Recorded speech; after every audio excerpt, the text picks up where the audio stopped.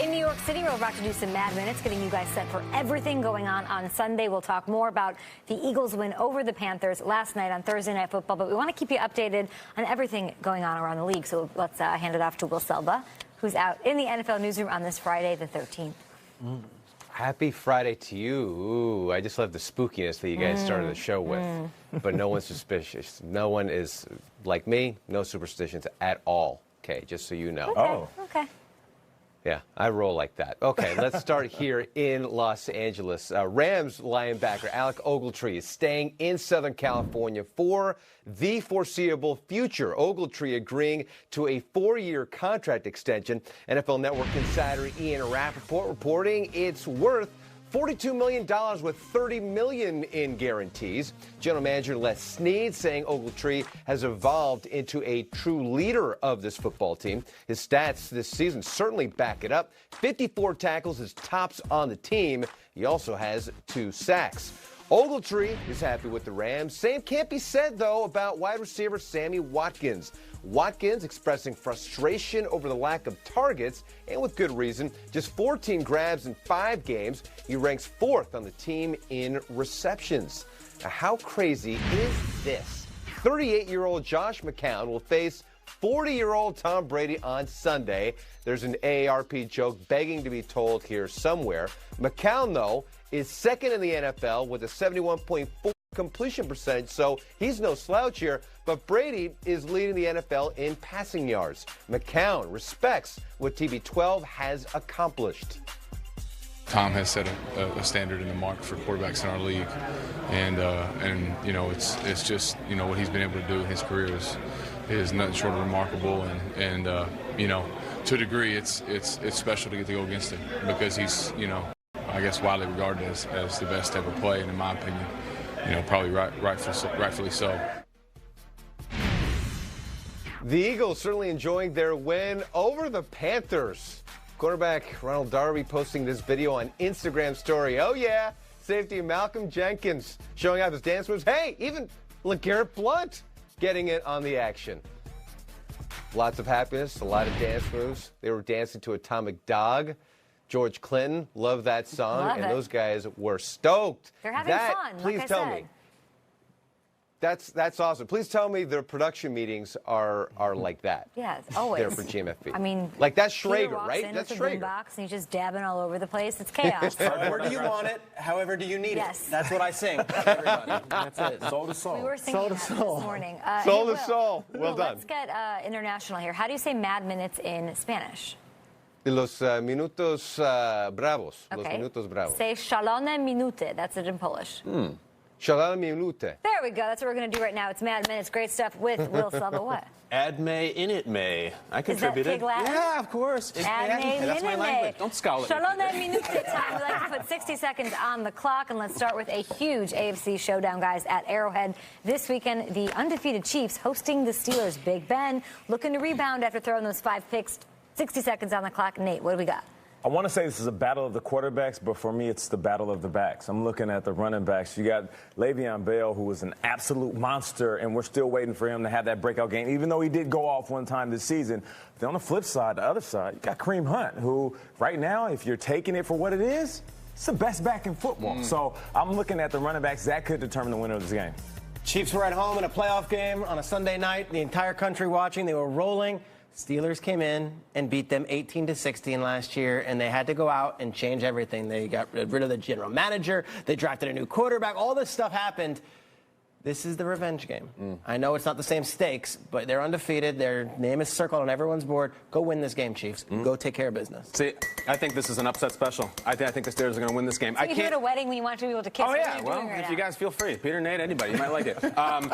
Listen, I cannot see a Steelers team just fall apart and lose 3 out of 4. Steelers teams don't fall apart. They haven't had a sub-500 season in 14 years. I cannot see them losing 3 of 4. And the Chiefs' defense took their lumps last week from a rookie quarterback. I think the Steelers win this game. Steelers have gotten the best of the Chiefs in this matchup the last 5 of 6 times that they've played. We'll see what they can do at Arrowhead. Next matchup, guys, 60 seconds on the clock.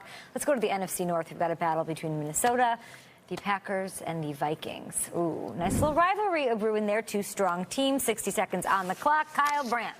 It's all about, obviously, the big names and everything, but the one name I just cannot quit that I think could be the key to victory is Latavius Murray. I swear, he's off the slow start. He's talking all week. Our guy, Latavius, I'm determined. I was tentative. This is going to change. I'm going to really do this thing. If they're going to beat the Packers, I don't think they can go toe for toe. I think they got to run the ball. Aaron hung 38 points on him last time they played. The Tay train, get out of the station, my man.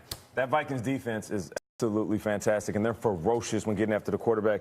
Aaron Rodgers sacked 19 times this season. So you say control the clock on the offensive side of the ball for the Vikings, but if you're the Vikings defense, hit Aaron Rodgers. Get to Aaron Rodgers. And listen, he can do everything. He can negotiate the pocket with his feet. He can throw every route in the book, but you got to make him rattle. If you can do that, you'll have a chance to win. Let's see if that Vikings D can step up. He's not human. Come on. I'm with Nate on this. Few teams and few buildings can rattle Aaron Rodgers. Right. I think this defense is built to stop Aaron Rodgers. That's why they drafted all these guys, and that building is going to be on fire. Quarterback play is a huge issue with the Vikings, though. Can Case Keenum beat the Packers? We shall see. Rhodes versus Jordy? Jordy. Yeah. That'll be Sorry, fun. Jordy. Yeah. That's how I look at it. Last time they Really? played each other, Shades too. Rhodes held Jordy to 3 catches for less than 30 yards last time. Just saying. All right, next up, guys. Matt Stafford and the Lions taking on Drew Brees and the Saints in New Orleans. Let's go 60 seconds on the clock. Nate. This is a tough place to play. I remember being a Detroit Lion and playing New Orleans, and there's something about going up against Drew Brees and that team, regardless of how they're playing, their record, they always play the Lions tough. But I like the matchup of the quarterbacks. You got Matt Stafford, who is the young superstar, just got paid, new money, new bank account.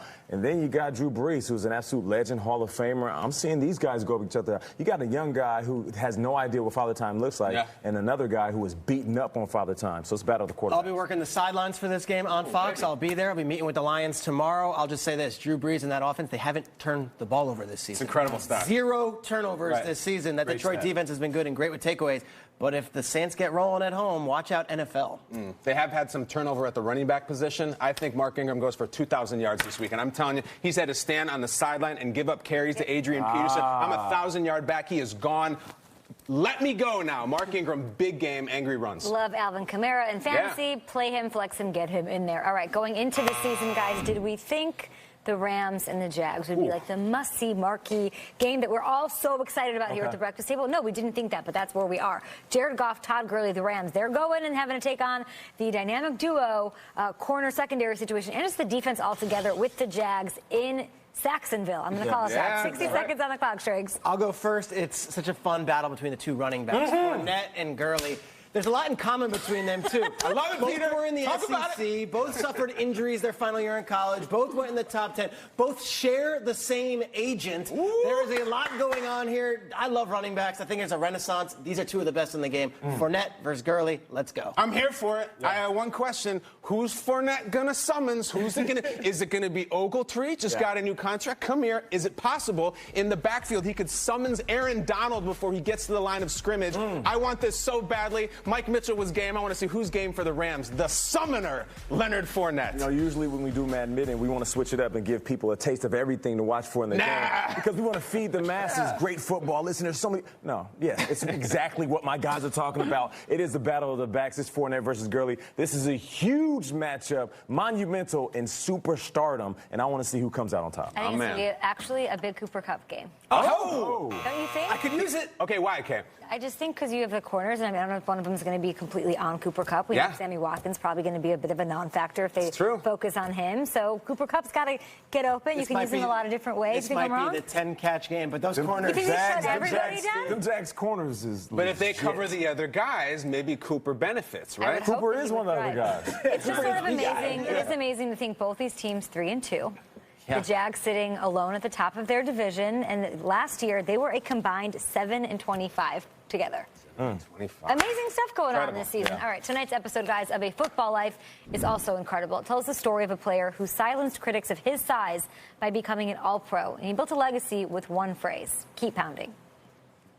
I remember it pretty well when he said the doctors told me that I had this cancer.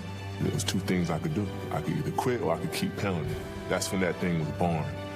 The keep pounding mantra was born on that day. That's Sam. That's Sam. He was a fighter. Yeah, that's him. He kept pounding. The hell with the football greatness. He was a great man. Sam Mills, A Football Life, presented by Gillette, airs tonight at 9 p.m. Eastern right here on NFL Network. We're going to take a short break here at the breakfast table.